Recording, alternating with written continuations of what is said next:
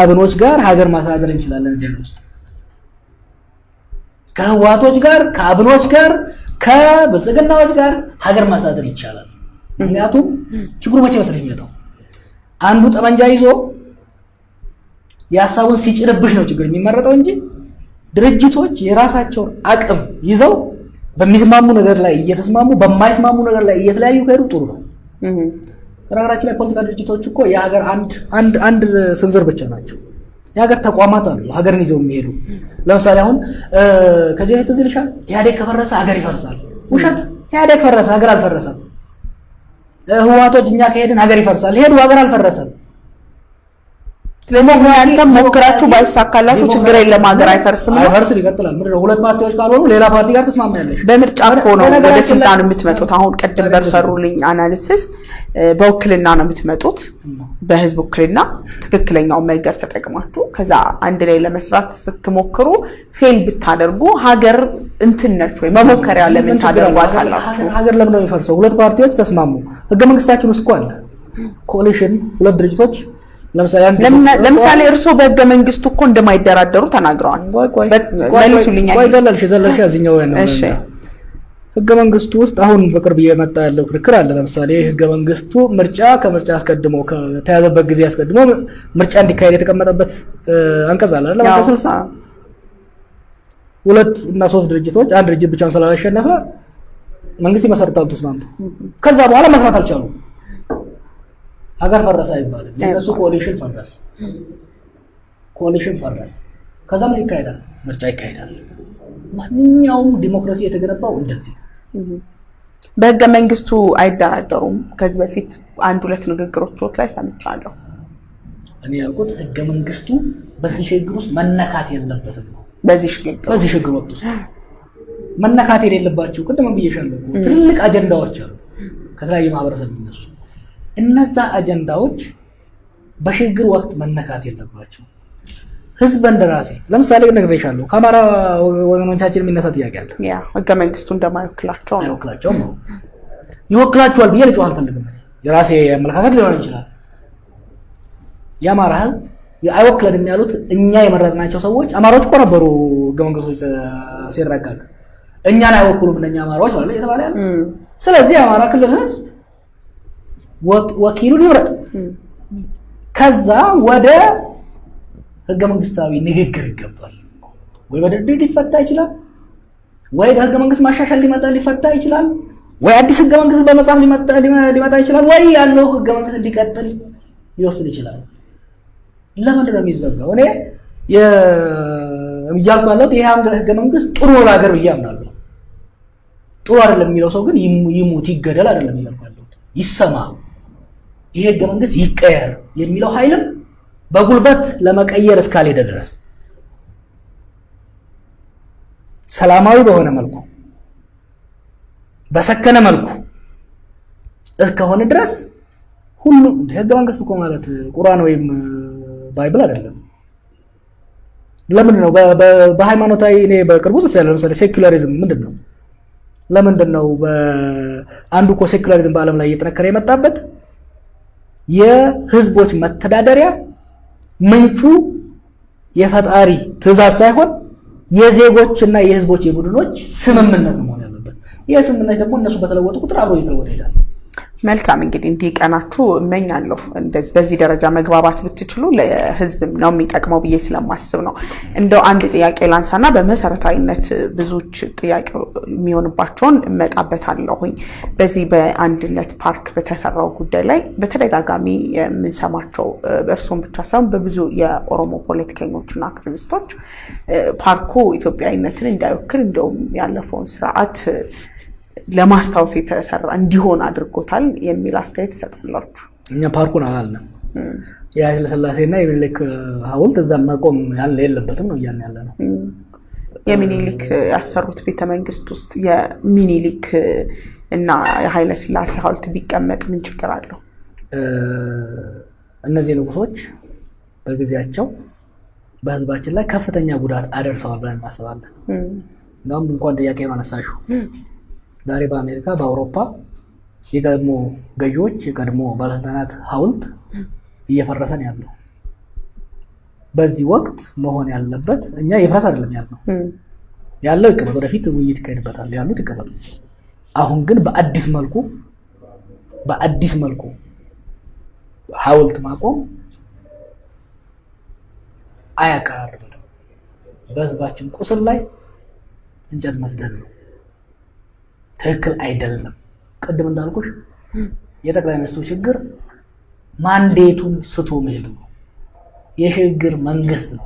አሁን ባለፈው ስለ ሽግግር መንግስት ይቆጣ ነበር የሽግግር መንግስት እኮ አሻግራቸዋለሁ ነው የሚተባለው የሽግግር መሪ ኃላፊነት በተቻለ መጠን ህዝብን የሚያቀራርብ ኮንሰንሰስ ቢልድ የሚያደርግ እንጂ ኮንትሮቨርሲን እያሰፋ የሚሄድ ነገር ማድረግ አልነበረም ለሽግግሩም አደጋ ይኖረዋል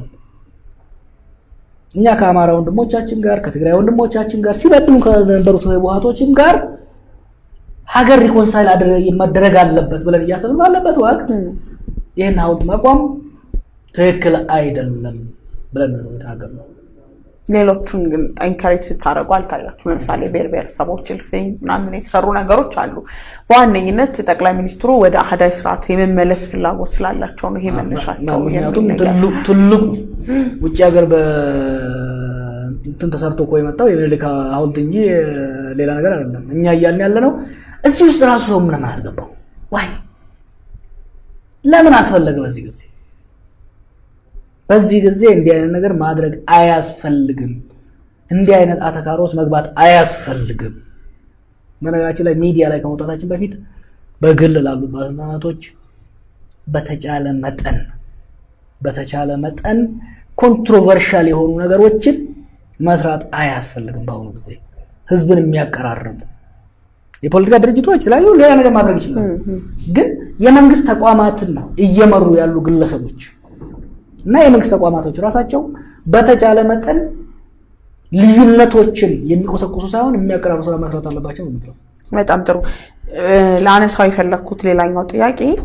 እርሶም በእርግጥ በተደጋጋሚ መልስ ሊሰጡበት ሞክረዋል የዚህ ከ86 ሰዎች ህይወት ማለፍ ጋር ተያይዞ በማህበራዊ ሚዲያ በምንም መልስ ሰጥተውበታል ጉዳዩ በገለልተኛ ወገን እንዲጣራና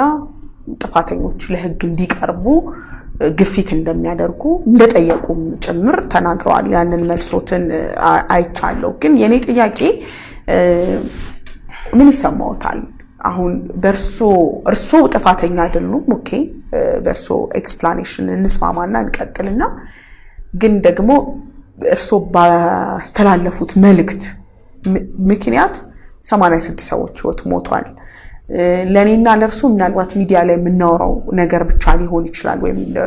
እንደ ፖለቲከኛ ከፖለቲካ አንፃር ሊተነተን ሊተረጎም መነሻው መድረሻው ተብሎ ግን ስቲል ለቤተሰቦቻቸው ህመም ነው ላጧቸው ሰዎች ስቲል ሰቆቃ ነው ሊረሱት አይችሉም መቼም ቢሆን እርሱ ምን ይሰማዎታል ቢያንስ ሪግሬት አድርገዋል በዚህ ጉዳይ የተፈጸመው እኔ በጻፍኩት በአስተላልፉ መልእክት ምክንያት አይደለም እኔን ለመግደል የመንግስት ወታደሮች ስለመጡ ነው ስለዚህ ኃላፊነት መውሰድ ያለባቸው ቼን ኦፍ ኢቨንትስን ማየት አስፈላጊ ነው